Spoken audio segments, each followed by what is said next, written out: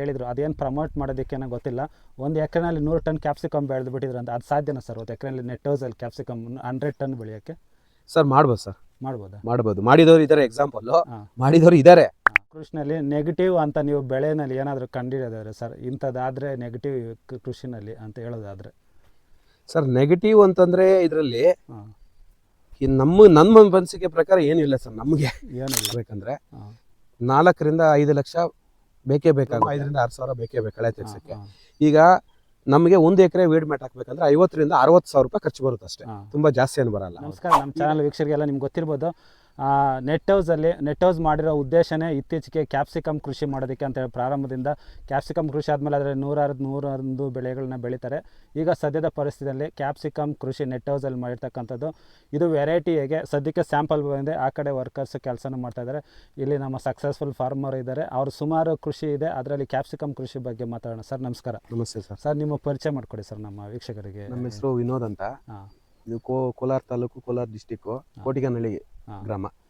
Sir ಈಗ net ಹೌಸಲ್ಲಿ ಇದು ಮಾಡಿರ್ತಕ್ಕಂಥದ್ದು ಎಷ್ಟು ಪ್ರದೇಶದಲ್ಲಿ, ವೆರೈಟಿ ಏನು? ಮತ್ತು ಸರ್ ಇದು ಬಂದು 1.5 ಎಕರೆ ಇದೆ. ಇದು ಹಾಂ. ಇದರಲ್ಲಿ ನಾವು ಟೋಟಲಿ 18,000 ಸಸಿ ಗಿಡ ಹಾಕಿದ್ದೀವಿ. ಹಾಂ. ಇದು ವೆರೈಟಿ ಬಂದು ಮಸ್ಲಿಯಾ ಕಂಪನಿ. ಇದು ಮಸ್ಲಿಯಾ ಅಂತ ರಿಜ್ವಾನ್ ಕಂಪನಿ. ರಿಜ್ವಾನ್ ಕಂಪನಿ ಮಸ್ಲಿಯಾ ಅಂತ ವೆರೈಟಿ ಇದು. ಸರ್ ಸಾಮಾನ್ಯವಾಗಿ ಇದು ತುಂಬ ನಾನು ಕೇಳ್ಪಟ್ಟಾಗೆ ಗಿಡನೂ ತುಂಬ ಕಾಸ್ಟ್ಲಿ, 10 ರೂಪಾಯಿನೋ ಒಂದು ಗಿಡ ಅನ್ಸುತ್ತೆ. ಹೌದು ಸರ್. ಮತ್ತೆ ಇದು ನೆಟ್ ಹೌಸಲ್ಲಿ ಮಾಡ್ಬೋದಾ ಸರ್? ಪಾಲಿ ಹೌಸ್ ಅಲ್ಲೂ ಮಾಡ್ಬೋದು, ನೆಟ್ ಹೌಸ್ ಅಲ್ಲೂ ಮಾಡ್ಬೋದು. ಬಟ್ ಪಾಲಿ ಹೌಸ್ ಅಲ್ಲಿ ನೆಟ್ ಹೌಸ್ಗಿನೂ ತುಂಬಾ ಚೆನ್ನಾಗಿ ಬರುತ್ತೆ ಇಳುವರಿನೂ, ಮತ್ತೆ ಶೇಪು, ಕಾಯಿ ಶೇಪು ಎಲ್ಲ ಇನ್ನೂ ತುಂಬಾ ಚೆನ್ನಾಗಿ ಬರುತ್ತೆ ಪಾಲಿ ಹೌಸ್ ಅಲ್ಲಿ. ನೆಟ್ ಹೌಸ್ ಅಲ್ಲೂ ಸಹ ಮಾಡ್ಬೋದು ಇದನ್ನ. ನೆಟ್ ಹೌಸ್ ಅಲ್ಲೂ ಚೆನ್ನಾಗಿ ಬರುತ್ತೆ, ಬಟ್ ನೆಟ್ ಹೌಸ್ಗಿನೂ ಪಾಲಿ ಹೌಸ್ ಅಲ್ಲೂ ಚೆನ್ನಾಗಿ ಬರುತ್ತೆ. ಪಾಲಿ ಹೌಸ್ ಇನ್ನೂ ಚೆನ್ನಾಗಿ ಬರುತ್ತೆ, ಇನ್ನೂ ಚೆನ್ನಾಗಿ ಬರುತ್ತೆ. ಪಾಲಿ ಹೌಸ್ ಅಲ್ಲಿ ವೆರೈಟಿ ತುಂಬಾ ಚೆನ್ನಾಗಿದೆ. ಮತ್ತೆ ಈ ರಿಜ್ವಾನ್ ಕಂಪನಿ ಬಂದು ಎಕ್ಸ್ಪೋರ್ಟ್ ಹೋಗುತ್ತೆ. ನೆಟ್ ಹೌಸ್ ಅಲ್ಲಿ ಇದ್ರೂ ಕೂಡ ಎಕ್ಸ್ಪೋರ್ಟ್ ಅವ್ರು ತಗೋತಾರೆ, ಬಂದು ಎಕ್ಸ್ಪೋರ್ಟ್ ಅವ್ರು ತಗೋತಾರೆ, ಗ್ರೀನ್ಗೆ ತಗೋತಾರೆ. ಸರ್ ಈಗ ಸಿಂಗಲ್ ಲೈನ್ ಮಾಡ್ತಾರೆ ಸಾಮಾನ್ಯವಾಗಿ. ಈ ವೆರೈಟಿನ ಸಿಂಗಲ್ ಲೈನ್ ಮಾಡೋದಾ, ಡಬಲ್ ಲೈನ್ ಮಾಡ್ಲೇಬೇಕಾ ಸರ್? ಒಂದು ಸರ್ ಇದನ್ನ ಸಿಂಗಲ್ ಲೈನ್ ಮಾಡಿದ್ರೆ ತುಂಬಾ ಚೆನ್ನಾಗಿ ಬರುತ್ತೆ. ಈಗ ತುಂಬಾ ಟೆಂಪರೇಚರ್ ಇರೋದ್ರಿಂದ, ಬೇಸಿಗೆ ಇರೋದ್ರಿಂದ ಈಗ ಸಿಂಗಲ್ ಲೈನ್ ಮಾಡಿದಾಗ ನಮ್ಗೆ ಈಗ ಹೊಡಿಯೋ ಔಷಧಿ ಹೊಡಿಬೇಕು, ಹಾಕೋ ಗೊಬ್ಬರ ಹಾಕ್ಬೇಕು. ನಾವೇನಂದ್ರೆ ಈಗ ಬೇಸಿಗೆಯಲ್ಲಿ ತುಂಬಾ ದಿವಸನೂ ನಾವು ಒಂದು ಗಿಡನ ನೋಡ್ಕೊಳ್ಳೋಕೆ ಕಷ್ಟ ಇದೆ. ಓವರ್ ಥ್ರಿಪ್ಸ್, ಮೈಟ್ಸು ಅವಳಿ ತುಂಬಾ ಜಾಸ್ತಿ ಆಗಿದೆ. ಅದರಿಂದ ನಾವು ಡಬಲ್ ಲೈನ್ ಮಾಡಿದ ಏನಕ್ಕಂದ್ರೆ ಬೇಗ ಇಳುವರಿ ಬರುತ್ತೆ, ಕ್ರಾಪ್ ಬೇಗ ಬಂದು ನಮ್ಗೆ ಇಳುವರಿ ಡಬಲ್ ಗಿಡ ನಾಟಿ ಮಾಡಿದಾಗ ಇಳುವರಿ ತುಂಬಾ ಜಾಸ್ತಿ ಸಿಗುತ್ತೆ. ಹೌದು. ಹಂಗಾಗಿ 2 ಡಬಲ್ ಮಾಡ್ತೀವಿ. ಇದು ಸಿಂಗಲ್ ಮಾಡಿದಷ್ಟು ತುಂಬಾ ಚೆನ್ನಾಗಿ ಬರುತ್ತೆ. ಸಿಂಗಲ್ ಮಾಡಿದ್ರೆ ಇಳುವರಿ ಇನ್ನೂ ಚೆನ್ನಾಗಿ ಬರುತ್ತೆ. ಇನ್ನೂ ಚೆನ್ನಾಗಿ ಬರುತ್ತೆ. ಸರ್ ಸಿಂಗಲ್ ಮಾಡಿದ್ರೆ ಎಷ್ಟು ಗಿಡ ನಾಟಿ ಮಾಡ್ಬೇಕು ಎಕರೆಗೆ? ಡಬಲ್ ಮಾಡಿದ್ರೆ ಎಷ್ಟು ಗಿಡ? ಸರ್ ಸಿಂಗಲ್ ನಾಟಿ ಮಾಡಿದ್ರೆ 7 ರಿಂದ 7.5 ಸಾವಿರ ಒಂದು ಎಕರೆಗೆ ಸಾಕು. ಡಬಲ್ ಅಂದ್ರೆ ಡಬಲ್ ಆಗುತ್ತಾ ಅಥವಾ ಮುಕ್ಕಾಲ್? ಇಲ್ಲ ಸರ್, 3/4% ಅಂದ್ರೆ ಒಂದು 11 ರಿಂದ 12 ಸಾವಿರ ಒಳಗಡೆ ಬೀಳುತ್ತೆ ಒಂದು ಎಕರೆಗೆ ಡಬಲ್ ನಾರ್ ಮಾಡಿದಾಗ. ಗಿಡಕ್ಕೆ ಸುಮಾರು ಆಗ್ಬಿಡ್ತಲ್ಲ ಸರ್? ಈಗ 7,000 ಅಂದ್ರೆ 70-80 ಸಾವಿರ ಗಿಡಕ್ಕೆ ಆಗುತ್ತೆ. ಈಗ ಡಬಲ್ ಮಾಡಿದಾಗ 12 ಸಾವಿರ ಗಿಡ ಬೇಕು. 10 ರೂಪಾಯಿ ಒಂದು ಗಿಡ ಅಂದ್ರೆ 1,20,000 ಬರೀ ಗಿಡಕ್ಕಾಗುತ್ತೆ. ಮತ್ತೆ ಕೊಟ್ಟಿಗೆ ಗೊಬ್ಬರ, ಮೂಟೆ ಗೊಬ್ಬರ, mulching paper, mesh, shade net, ಕಡ್ಡಿ ಎಲ್ಲ ಮಾಡಿಸೋಳಿಗೆ. ಮತ್ತೆ ಈಗ ನೋಡಿ ಕಳೆ ಬರದಂಗೆ ವೀಡ್ ಮ್ಯಾಟ್ ಹಾಕಿದ್ದೀವಿ. ಇದು ಲೇಬರ್ ನಮ್ಗೆ ಈಗ ಇದರಿಂದ ವೀಡ್ ಮ್ಯಾಟ್ ಇಂದ ತುಂಬಾ ನಮ್ಗೆ ಉಳಿತಾಯ ಆಗ್ತಾ ಇದೆ. ಏನಂದ್ರೆ ಈಗ ಕಳೆ ತೆಗಿಬೇಕಾದ್ರೆ ಕನಿಷ್ಠ ಪಕ್ಷ ನಾವು 15 ದಿವಸಕ್ಕೆ ಒಂದ್ಸಾರಿ ಆದ್ರೂ ಕಳೆ ತೆಗಿಬೇಕಿದ್ರೆ. ಈಗ ಇದನ್ನ ಹಾಕಿದೀವಿ, ಹೆಚ್ಚು ಕಡಿಮೆ ನಾವು ಇದನ್ನ ತಗೊಂಡ್ಬಂದು 2 ಇಯರ್ಸ್ 3 ಇಯರ್ಸ್ ಆಗ್ತಾ ಬರ್ತಾ ಇದೆ. 3 ಇಯರ್ಸ್ ತುಂಬಾ ಹಳೇದಿದು. ಆದ್ರೂ ನೋಡಿ ಇನ್ನೂ ತುಂಬಾ ಚೆನ್ನಾಗಿದೆ. ನಮ್ಗೆ ಏನಾದ್ರೆ ಇದಾಗ್ದಾಗಿಂದ ಕ್ರಾಪ್ ಮುಗಿಯೋವರೆಗೂ, ಮೆಶ್ ತೆಗಿಯೋವರೆಗೂ ಇದು ಹಿಂಗಿರುತ್ತೆ. ನನ್ನ ಪ್ರಕಾರ ಸರ್ ಇದು ಏನಕ್ಕೆ ಕಾಸ್ಟ್ಲಿ ಅಂತ ಹೇಳ್ತಾರೆ, ಇದು ನಾವು 2-3 ಸಲ ಈಗ ನೋಡಿ ಎಕ್ಸಾಂಪಲ್ ಏನ್ ಗೊತ್ತಾ, ಈಗ 1 ಎಕರೆ ಕಳೆ ತೆಗಿಬೇಕಾದ್ರೆ ಕನಿಷ್ಠ ಪಕ್ಷ ಒಂದು ಸಾರಿ 1 ಎಕರೆಯಲ್ಲಿ ಕಳೆ ತೆಗಿಬೇಕಂದ್ರೆ ನಮ್ಗೆ 5 ರಿಂದ 6 ಸಾವಿರ ಬೇಕೇ ಬೇಕು. ಕನಿಷ್ಠ ಕಳೆ ಕಡಿಮೆ ಇದ್ರೆ, ಕಳೆ ಜಾಸ್ತಿ ಇದ್ರೆ 10,000 ರೂಪಾಯಿ ಆಗುತ್ತೆ ಒಂದ್ ಸಾರಿ ತೆಗಿಸ್ಬೇಕಂದ್ರೆ. ಕಡಿಮೆ ಕಳೆ ಇದ್ರು 5 ರಿಂದ 6 ಸಾವಿರ ಬೇಕೇ ಬೇಕು ಕಳೆ ತೆಗ್ಸಕ್ಕೆ. ಈಗ ನಮಗೆ 1 ಎಕರೆ ವೀಡ್ ಮ್ಯಾಟ್ ಹಾಕ್ಬೇಕಂದ್ರೆ 50 ರಿಂದ 60 ಸಾವಿರ ರೂಪಾಯಿ ಖರ್ಚು ಬರುತ್ತೆ ಅಷ್ಟೇ, ತುಂಬಾ ಜಾಸ್ತಿ ಏನು ಬರಲ್ಲ. ಈಗ ನಮಗೆ 5 ರಿಂದ 6 ವರ್ಷ ಬಳಕೆ ಗ್ಯಾರಂಟಿ ಬರುತ್ತೆ. ಹಂಗಾಗಿ ನಮ್ಗೆ ತುಂಬಾ ಉಳಿತಾಯ ಆಗುತ್ತೆ, ಲೇಬರ್ ಸಮಸ್ಯೆ ಇರಲ್ಲ. ಕಳೆ ಇದ್ದಷ್ಟು ನಮ್ಗೆ ಈ ಗಿಡಕ್ಕೂ ಸಮಸ್ಯೆ, ರೋಗಗಳು ಜಾಸ್ತಿ ಆಗ್ತದೆ. ಈ ಕಳೆ ಇಲ್ದೆ ಈಗ ನೋಡಿ ವೀಡ್ ಮ್ಯಾಟ್ ಹಾಕಿದೀವಿ, ಯಾವುದೇ ಕಳೆ ಇಲ್ಲ, ರೋಗಗಳು ಕಡಿಮೆ ಆಗುತ್ತೆ ನಮ್ಗೆ. ಸರ್ ಮಳೆ ಬಂದ್ರು ನೀರು ಏನು ಸಮಸ್ಯೆ ಆಗೋದಿಲ್ಲ ಸರ್. ಮಳೆ ಬಂದ್ರು ಆ ನೀರನ್ನ ಎಳ್ಕೊಳ್ಳುತ್ತೆ ಭೂಮಿ. ಹೌದಾ? ಒಳಗಡೆ ಮ್ಯಾಟಿಂದ ಕೆಳಗಡೆ ಹೋಗಿ ಭೂಮಿ ಎಳ್ಕೊಳ್ಳುತ್ತೆ ನೀರನ್ನ. ನೀರ್ ಸ್ಟಾಕ್ ಆಗೋದು ಅದೆಲ್ಲ ಏನು ಸಮಸ್ಯೆ ಆಗಲ್ಲ ನಮ್ಗೆ. ಈ ಮ್ಯಾಟಿಂದನೂ ತುಂಬಾ ಅನುಕೂಲ ಇದೆ. ರೈತರು ಆರಾಮಾಗಿ ಇದನ್ನ ಹಾಕೊಂಡ್ರೆ ತುಂಬಾ ಅನುಕೂಲ ಇದೆ ಸರ್. ವೀಡ್ ಮ್ಯಾಟ್ ಹಾಕೊಂಡ್ರೆ ಯಾವುದೇ ರೀತಿ ರೋಗಕ್ಕೂ ಸ್ವಲ್ಪ ಕಡಿವಾಣ ಆಗುತ್ತೆ ಇದು. ಮತ್ತೆ ಲೇಬರ್ಸು ತುಂಬಾ ಉಳಿತಾಯ ಆಗುತ್ತೆ ಇದರಿಂದ. ಸರಿ, ಆಮೇಲೆ ಸರ್ ಇನ್ನೊಂದು ಕ್ವಶನ್, ಈಗ ನಾವು ಈಗ ಇಂಟ್ರಡರ್ ಆಗಿರ್ಬೋದು, ಇನ್ನೊಂದು ವೆರೈಟಿ ಆಗಿರ್ಬೋದು, ಒಂದು ಗಿಡ ನಮಗೆ 2 ರೂಪಾಯಿಗೆಲ್ಲ ಸಿಕ್ಬಿಡುತ್ತೆ.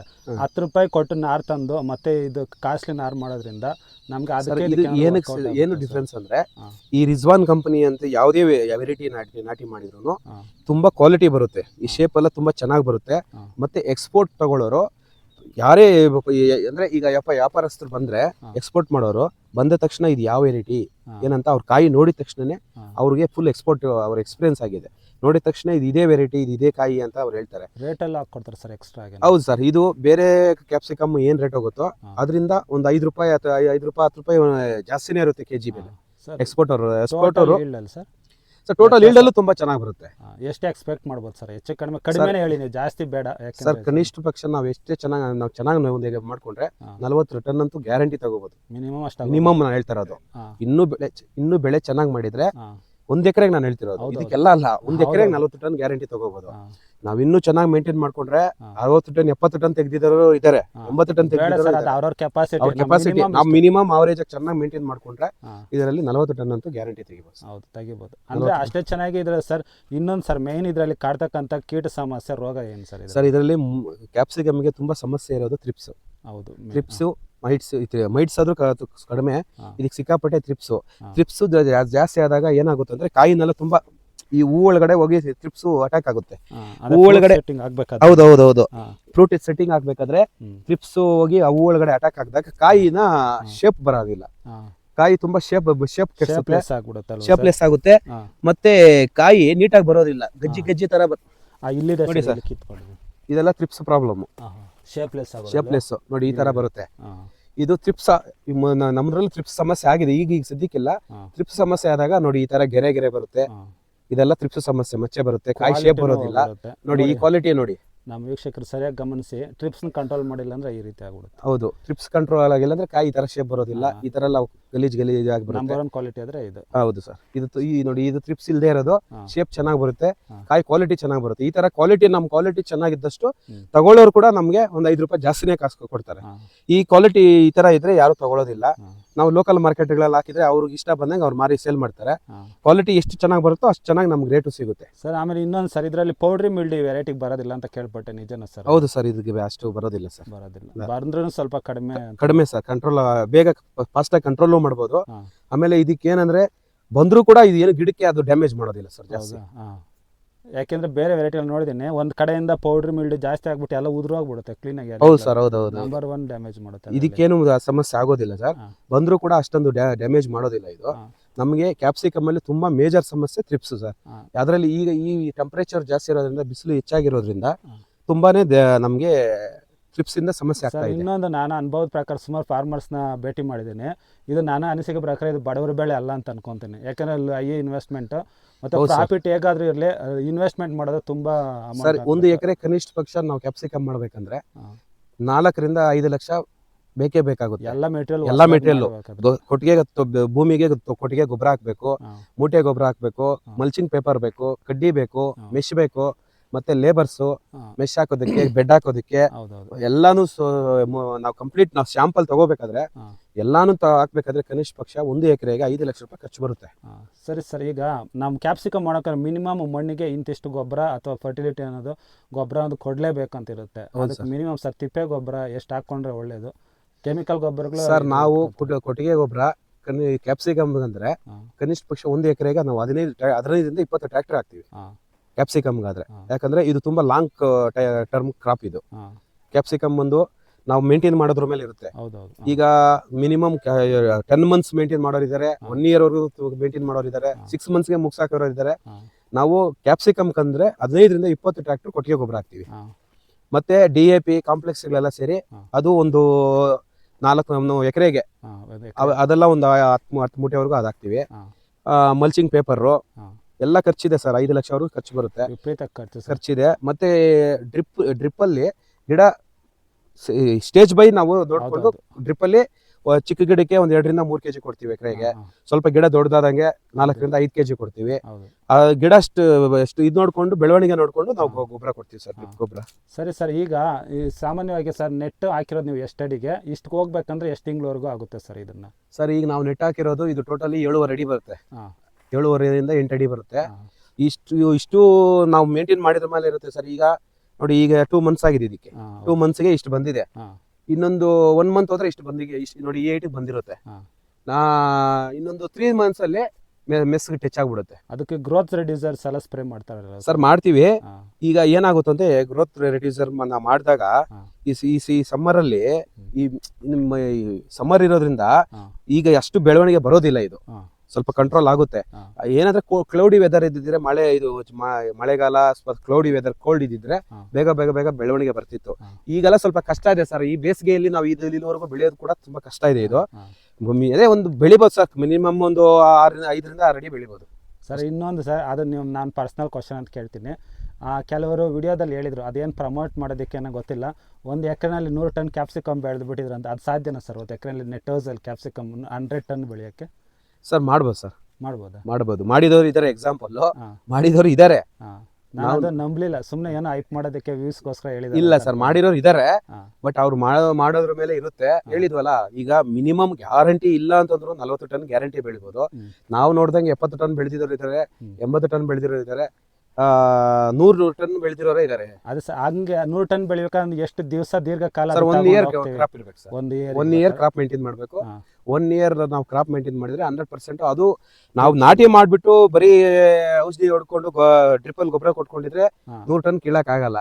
ಅದಕ್ಕೂ ಮಾಡೋದೆಲ್ಲ ಮಾಡ್ತಿರ್ಬೇಕು, ಮಧ್ಯದಲ್ಲಿ ಗೊಬ್ಬರಗಳು ಹಾಕ್ತಾ ಇರ್ಬೇಕು. ಬೆಳವಣಿಗೆ ಚೆನ್ನಾಗಿ ನೋಡ್ಕೊಂಡ್ರೆ, ಅದಕ್ಕೆ ಮಾಡೋ ಪ್ರೊಸೀಜರ್ ಎಲ್ಲ ಮಾಡ್ಕೊಂಡ್ರೆ, ಮತ್ತೆ ಗಿಡ ಡೆವಲಪ್ಮೆಂಟ್ ಬೆಳವಣಿಗೆ ಆಗ್ತಾ ಇದ್ದಂಗೆ ಕೆಳಗಡೆ ಎಲ್ಲ ಎಲೆ ಎಲ್ಲ ಕ್ಲೀನ್ ಆಗಿ ಬಿಡಿಸ್ತಿರ್ಬೇಕು, ಮೇಂಟೈನ್ ಮಾಡ್ಬೇಕು ಸರ್. ಅದನ್ನ ಮೇಂಟೈನ್ ಮಾಡದೆ ಎಲ್ಲ ಬಿಟ್ಬಿಟ್ಟು ನಾವು 100 ಟನ್ ಬೆಳಿತೀವಿ ಅಂದ್ರೆ ಆಗೋದಿಲ್ಲ.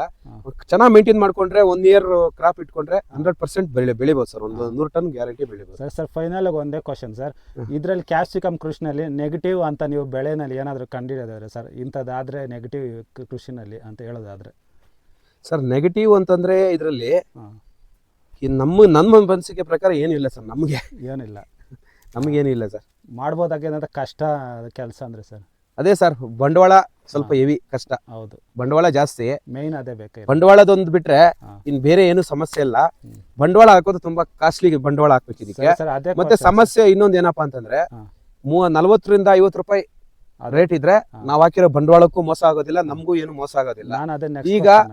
ಈಗ ಪ್ರೆಸೆಂಟ್ 20 ರಿಂದ 25 ರೂಪಾಯಿ ಇದೆ ಸರ್ ಮಾರ್ಕೆಟ್. ನಾವು ಈಗ 5 ಲಕ್ಷ ರೂಪಾಯಿ ಬಂಡವಾಳ 1 ಎಕರೆಗೆ ಹಾಕಿ 20-25 ರೂಪಾಯಿ ರೇಟ್ ಹೋದ್ರೆ ನಮ್ಗೆ ಇದರಿಂದ ಏನು ಲಾಭ ಬರೋದಿಲ್ಲ. ಹಾಕಿರೋ ಖರ್ಚು ಬಂಡವಾಳ ತೆಗೆಯೋದೇ ತುಂಬಾ ಕಷ್ಟ ಆಗುತ್ತೆ. ಆ ಬಂಡವಾಳದೇ ಒಂದು ದೊಡ್ಡದು ಇದೆ ಸರ್ ಪ್ರಾಬ್ಲಮ್. ಅದು ಸರ್, ನಾನು ನೆಕ್ಸ್ಟ್ ಕ್ವಶನ್ ಅದೇ ಬರ್ಬೇಕಾಯ್ತು. ನೀವು ಹೇಳ್ಬಿಟ್ರಿ ನಾವು ಹಾಕಿರೋ ಇನ್ವೆಸ್ಟ್ಮೆಂಟ್ಗೆ ಎಷ್ಟು ಮಾರಿದ್ರೆ ದುಡ್ಡು ಬಂಡವಾಳ ಅನ್ನೋದು ಬರುತ್ತೆ ಅಂತ. ಥ್ಯಾಂಕ್ ಯು ಸರ್, ಇಷ್ಟು ಇನ್ಫಾರ್ಮೇಷನ್ ಕೊಟ್ಟಿದ್ದಕ್ಕೆ. ಸಾಮಾನ್ಯವಾಗಿ ನಾನು ಇಂಟರ್ವ್ಯೂ ಮಾಡಿರೋದು ಫಾರ್ಮರ್ಸಲ್ಲೆಲ್ಲ ಹೈಯೆಸ್ಟ್ ಇನ್ಫಾರ್ಮೇಷನ್ ಕೊಟ್ಟಿರೋದು ಈ ವಿಡಿಯೋದಲ್ಲಿ ಅಂತ ಅಂದ್ಕೊಂಡಿದ್ದೀನಿ. ಯಾಕಂದರೆ A to Z ಎಲ್ಲ ಇನ್ಫಾರ್ಮೇಷನ್ ಕೊಟ್ಟಿದ್ದಾರೆ. ಥ್ಯಾಂಕ್ ಯು ಸರ್ ಇನ್ಫಾರ್ಮೇಷನ್ ಕೊಟ್ಟಿದ್ದಕ್ಕೆ. ಮತ್ತು ಈ ಕೃಷಿ ನಿಮಗೆ ಯಶಸ್ಸು ತಂದುಕೊಡ್ಲಿ, ಇನ್ನಷ್ಟು ಬೆಳೆನಲ್ಲಿ ಒಂದು ರೀತಿ ಸಕ್ಸಸ್ ಅನ್ನೋದು ಸಿಗಲಿ ಅಂತ ಹಾರೈಸ್ತೀವಿ sir. Thank you sir. Thank you. ನೋಡಿದ್ರಲ್ಲ ನಮ್ಮ ವೀಕ್ಷಕರು, ಈ ಕೃಷಿಯ ಕ್ಯಾಪ್ಸಿಕಮ್ ಕೃಷಿನಲ್ಲಿ ಇನ್ನಷ್ಟು ಮಾಹಿತಿಗಳನ್ನು ಹಂಚ್ಕೊಂಡಿದ್ದಾರೆ. ಇದೇ ರೀತಿ ಕೃಷಿ ಮಾಹಿತಿಗಳು ನಿಮ್ಗೆ ಬೇಕಾದ್ರೆ ನಮ್ಮ ಚಾನಲ್ ಫಾಲೋ ಮಾಡಿ. Thank you. ಸಿಗೋಣ ಮುಂದಿನ ವಿಡಿಯೋದಲ್ಲಿ.